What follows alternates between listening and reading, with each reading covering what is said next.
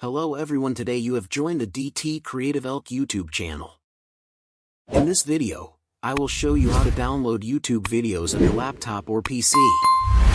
Downloading videos can be useful when you want to watch them offline. It saves data and allows you to enjoy your favorite content anytime. I will guide you through the steps so it's easy to follow along.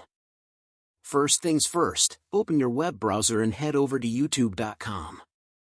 Make sure you're signed in with your Google account. Once you're on the site, it's time to find the video you want to download. You can browse through the home page, use the search bar at the top, or visit a channel you've subscribed to. Once you've located your desired video, go ahead and click on it. As the video begins to play, look just below it for various options. Among these options is a button labeled Download. Click on this button to initiate the download process. However, there's an important note here.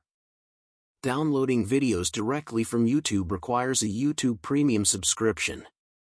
With YouTube Premium, not only can you download videos for offline viewing, but also enjoy ad-free content and background play while multitasking. So that wraps up this tutorial. If you have any questions about this whole process, please let me know in the comments section below.